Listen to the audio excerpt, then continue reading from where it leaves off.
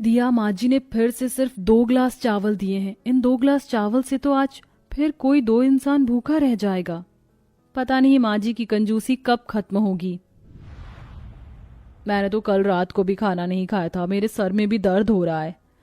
अर्चना दीदी, आप एक काम करो, आप आराम से बैठ जाओ, हम चारों घर के काम संभाल लेंगे।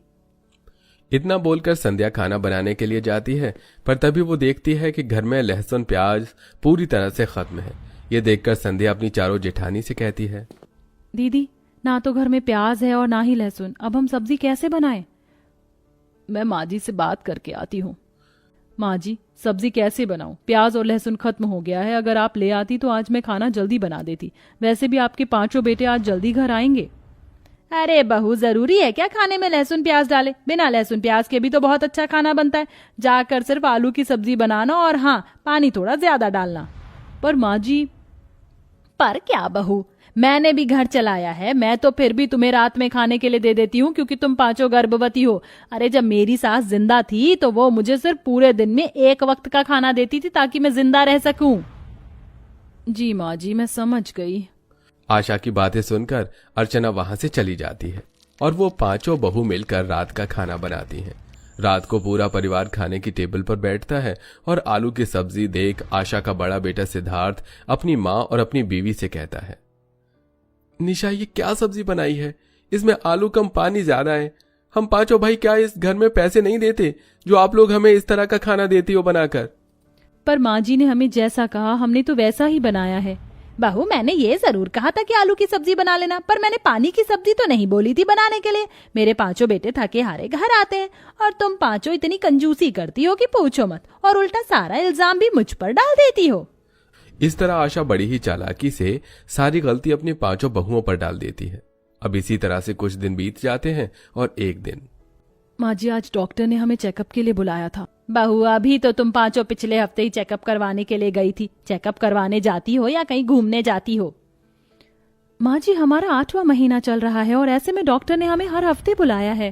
अरे इतने पैसे नहीं है मेरे पास जो हर हफ्ते तुम्हें हॉस्पिटल भेज सकूं। कोई जरूरत नहीं है कहीं जाने की। अब जाओ, जाकर मेरे लिए शरबत बना दो, और हाँ, 1 ग्लास ही शरबत बनाना, कभी तुम 5 अपने लिए भी बना लो। आशा की ये बात सुनकर 5 बहुएं बहुत दुखी हो जाती हैं और रसोई में जाकर अपनी सास के लिए शरबत बनाने लगती हैं।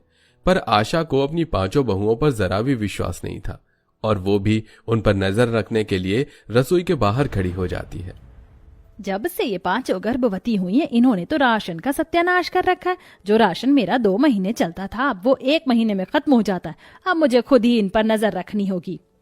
निशा दीदी, मेरा भी शरबत पीने का दिल कर रहा है। गर्मी इतनी ज्यादा हो रही है कि प्यास की वजह से मेरा गला सूख रहा है, पर हम चाह कर भी नहीं पी सकते। अगर माँ जी को पता चल गया तो वो हमें छोड़ेंगी नहीं, और तुम तो जानती हो वो 1 मुट्ठी चावल का भी हिसाब रखती हैं। इस तरह आशा की 5 बहुएं मिलकर उसके लिए 1 गिलास शरबत बनाती हैं, जिसे आशा आराम से पीकर आराम करने के लिए चली जाती है। तो वहीं दूसरी ओर उसकी 5 बहुएं दर्द की वजह से तड़प रही होती हैं, पर अंजलि की तबीयत खराब हो जाती है और वो बेहोश हो जाती है। अंजलि, अंजलि, क्या हुआ तुम्हें? उठो, तुम ठीक तो हो? पानी डालो इसके ऊपर। होश में आओ अंजलि। मुझे बहुत कमजोरी महसूस हो रही है, आंखों के सामने अंधेरा छा रहा है।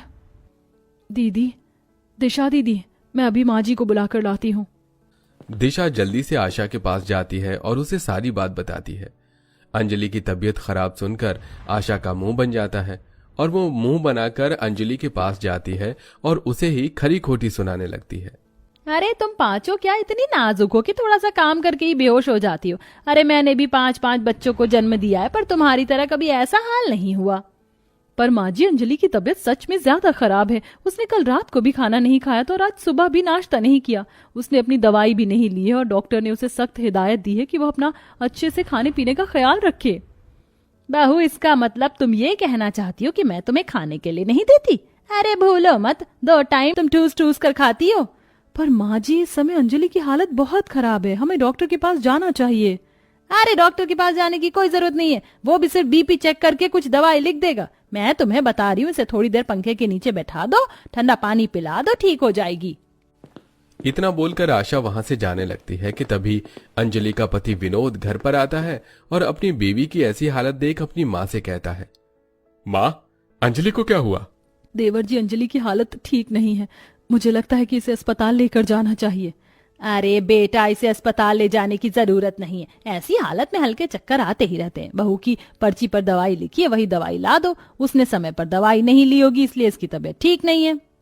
नहीं माँ, मेरा मन बहुत घबरा रहा है। मैं अंजलि को डॉक्टर के पास ले जाऊंगा। बेटा, अगर तुझे इतना ही डर लग रहा है तो फिर ठीक है, तू यहीं रुक, मैं पास के डॉक्टर को ही बुला ले आती हूँ। कम पैसों में वो इलाज कर देगा। इस तरह आशा अपनी गली के एक लड़के को बुलाती है जो अभी डॉक्टर की पढ़ाई कर रहा था। वो अंजलि की हालत देखता है और पूरे परिवार से कहता है, माताजी, मैं एमबीबीएस डॉक्टर तो नहीं हूं, पर मैं पढ़ाई कर रहा हूं और भाभी की हालत देखकर साफ पता चल रहा है सही से न खाने पीने की वजह से इन्हें चक्कर आ रहे हैं और इनकी जो दवाइयां हैं वो भी इन्हें दूध के साथ लेनी है।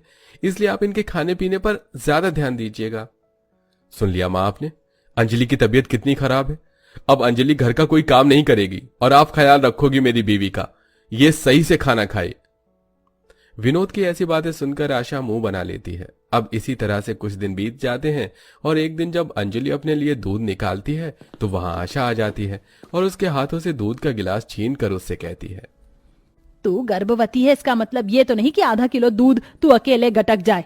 ये दूध 2 दिन चलाना है मुझे। हट, मैं देती हूँ तुझे दूध। इतना बोलकर आशा सारा दूध रख लेती है और एक छोटे से गिलास में थोड़ा सा दूध लेकर उसमें पानी भरकर अंजलि को दे देती है। तो वहीं दूसरी ओर आशा की नजर फल फ्रूट पर पड़ती है जिसे अंजलि काट रही होती है। ये देख आशा उस पर जोर से चिल्लाते हुए कहती है, अरे किससे पूछकर तुम ये फल फ्रूट खा रही हो? ये फल फ्रूट तुम्हारे लिए नहीं है, मैंने भगवान पर चढ़ाने के लिए लाए हैं। पर माँ जी, इस वक्त हमें अच्छे खान पान की जरूरत है और हमने आज दोपहर से भी कुछ भी नहीं खाया था। हाँ हाँ, सब सुना था मैंने। बहुत अच्छे से जानती हूँ मैं तुम पांचों को। और हाँ, आज सिर्फ 10 रोटी बनाना। मेरे 5 बेटे काम के सिलसिले में बाहर जा रहे हैं, तो हम सबके लिए 10 रोटी काफी है। अच्छा, दोपहर में खाना नहीं खाया तो तुम 5 मर गई? नहीं ना, जिंदा ही हो। सुबह खाया था ना, और अभी 2 रोटी मिल रही है। खाने को खुश रहो उसी में। आशा के कहने पर बेचारी 5 गर्भवती बहुएं गिनती की सिर्फ 10 रोटी बनाती और प्याज काटती हैं। उसमें भी आशा खुद प्याज रोटी खा लेती है और अपनी 5 बहू को नमक रोटी खाने के लिए देती है। 5 बहुओं ने सिर्फ 1.5 रोटी खाई थी, जिस वजह से उनका पेट नहीं भरता और उन 5 की तबीयत बिगड़ने लगती है। मुझे फिर से चक्कर आ रहे हैं। कहीं ऐसा तो नहीं कि हम 5 सही से खाना नहीं खा रहे, इस वजह से हमारी तबीयत ऐसी हो रही है? क्योंकि मुझे ऐसा लग रहा है मेरा बच्चा मूवमेंट नहीं कर रहा। मुझे बहुत डर लग रहा है। हमारे पति भी यहाँ नहीं है और माँ जी हमें अस्पताल ले जाने से रही। कहीं ऐसा तो नहीं कि हम अपने बच्चों को खो दें। 5 बहुएं बहुत ज्यादा डर जाती हैं और वो खाना खाने के लिए रसोई में जाती हैं। पर वो 5 देखती हैं कि उनकी सास ने फ्रिज से लेकर रसोई के हर कबोर्ड में ताला लगा रखा है। ये देख वो सब भूख से तड़पने लगती हैं और वहीं बेहोश हो जाती हैं। कुछ देर बाद जब आशा पानी पीने के लिए रसोई में जाती है तो देखती है कि उसकी 5 बहुएं जमीन पर गिरी हैं। ये देख आशा बहुत ज्यादा डर जाती है और अपने 5 बेटों को फोन करके घर बुलाती है। माँ, फ्रिज पर ताला लगा है, रसोई के हर कबोर्ड में ताला लगा है। सच सच बताना, आपने फिर खाने में कोई कंजूसी करी ना, जैसे आप बचपन में हमारे साथ करती थी? पर बेटा, आज मैंने बहू को खाने में रोटी दी थी। माँ, रसोई को लेकर आपकी कंजूसी को हम बहुत अच्छे से जानते हैं। अगर हमारे बच्चे को कुछ हुआ तो हम आपको कभी माफ नहीं करेंगे। इतना बोलकर वो 5 भाई अपनी बीवियों को अस्पताल में ले जाते हैं, जहां बड़ी मुश्किलों से आशा की 5 बहुएं बच पाती हैं और उनके बच्चे भी। पर अंजलि अपने बच्चे को खो देती है और इसका सारा इल्जाम आशा पर जाता है। माँ, सिर्फ आपकी वजह से आज मैंने अपना बच्चा खो दिया, पर भगवान का शुक्र है कि मेरे भाइयों के बच्चे अब भी सही सलामत हैं। पर आज आप तो बहुत खुश होंगी ना? नहीं बेटा, ऐसा मत बोलो। मैं नहीं जानती कि मेरी कंजूसी की सजा मुझे इस तरह से मिलेगी। अगर मुझे पता होता तो मैं ऐसे इतनी कंजूसी कभी नहीं करती। अब क्या फायदा माँ जी, मैंने तो अपना बच्चा खो दिया है। मेरा बच्चा मेरे पेट में ही भूख से तड़प तड़प कर मर गया। अपने बहू बेटों की बात सुनकर आशा को अपनी गलती का एहसास होता है, जिसके बाद आशा कंजूसी करना छोड़ देती है। इसलिए जब उसकी 5 बहुएं घर आती हैं तो आशा अपनी 5 बहुओं को बहुत अच्छे से ख्याल रखती है। आशा है कि ये कहानी पसंद आई होगी आपको। वैसे आपके परिवार में भी है क्या कोई कंजूस? कमेंट में जरूर बताइएगा।